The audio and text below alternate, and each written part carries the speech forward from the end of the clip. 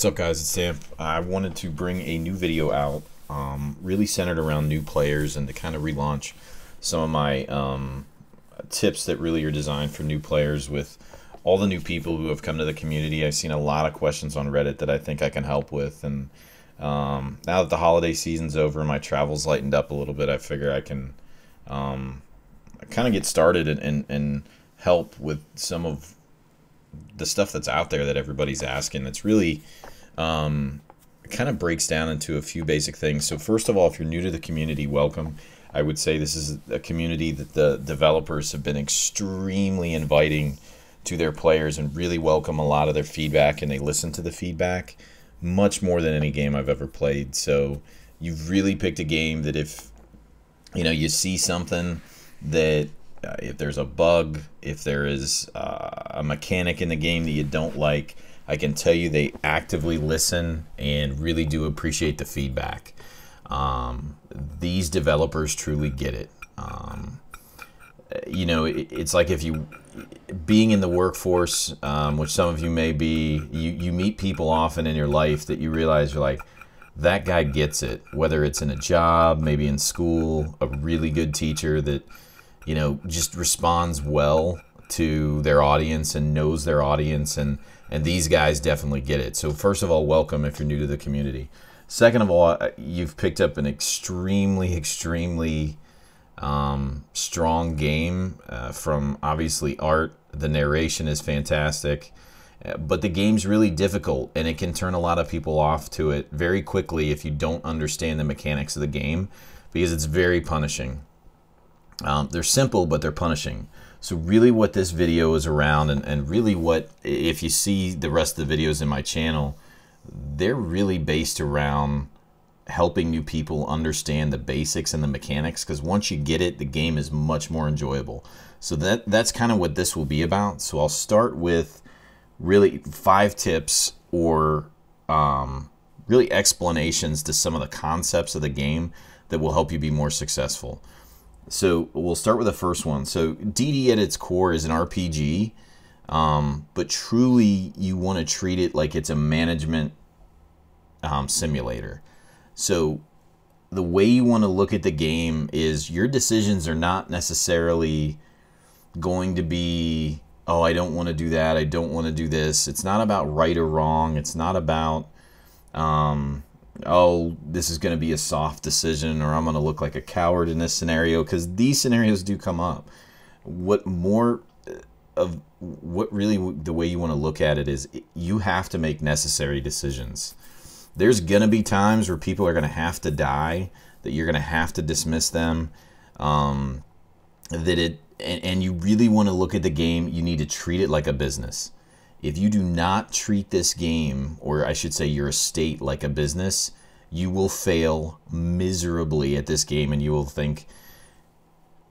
be so frustrated when you try and play it, because the concept of the game is not really about management. It's an RPG, but a lot of people misunderstand that, and they go into it trying to keep all their characters, and you can see a lot of my characters are named after some of my Twitch followers, which is fine. But don't get attached, because if I click on my graveyard,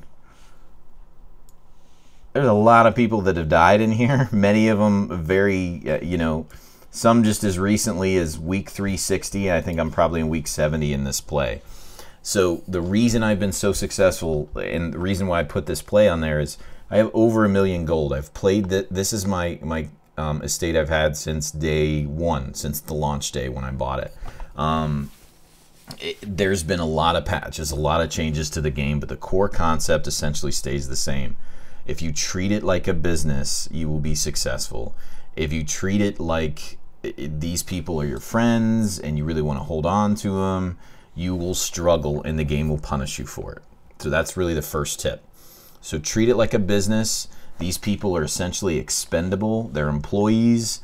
They are not family members. They're not close friends or relatives. Treat these people like they're employees, and leave it at that.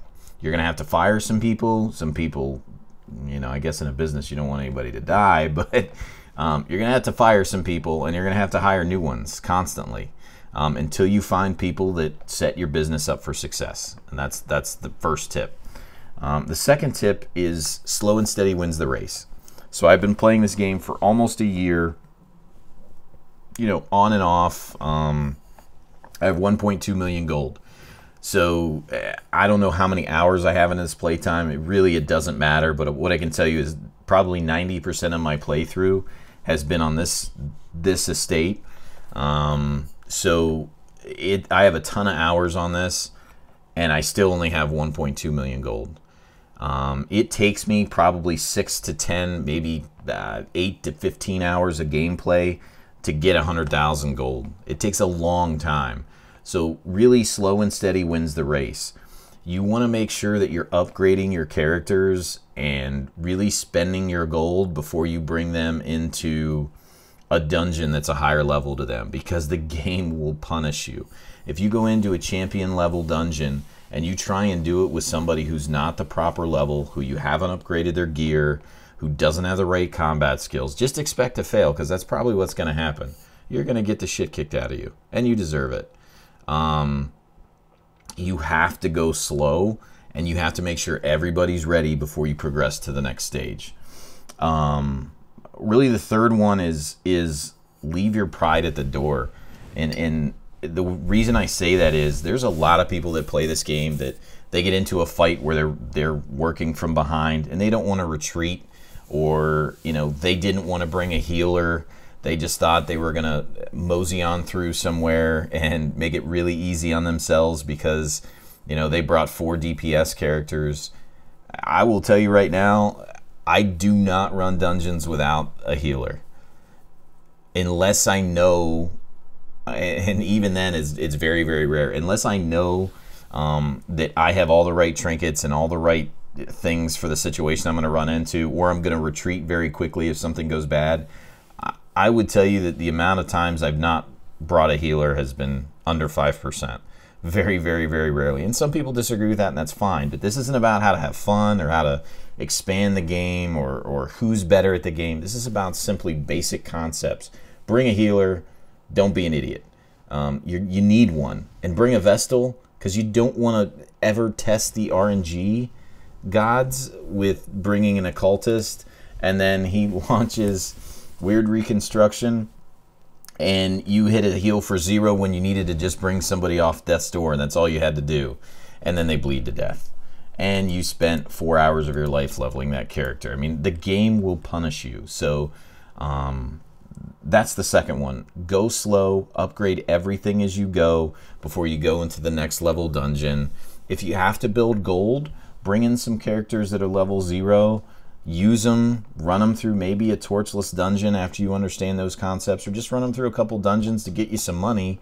Don't stress heal them, just dismiss them, and then you have money. Treat them like a temp, like you're just hiring some temps to get through a project you need, and move on. So leave your pride at the door, slow and steady, retreat when you need to retreat, always play it safe or you expect to be punished.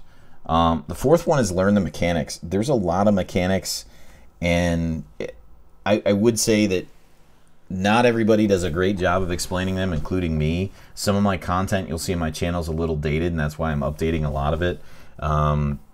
What you'll find is there's a lot of mechanics in the game, from stress to darkness, diseases, stun, AoE versus direct single target damage. There's a lot of little things that can make a huge difference in how you understand how to play the game. If you do not study the mechanics before you go into it, don't get attached to anybody, because you're probably going to be starting over. The most common thing in question that I get is, Damp, I'm in like week 16 or week 20. I got no money. What happens? What did I do?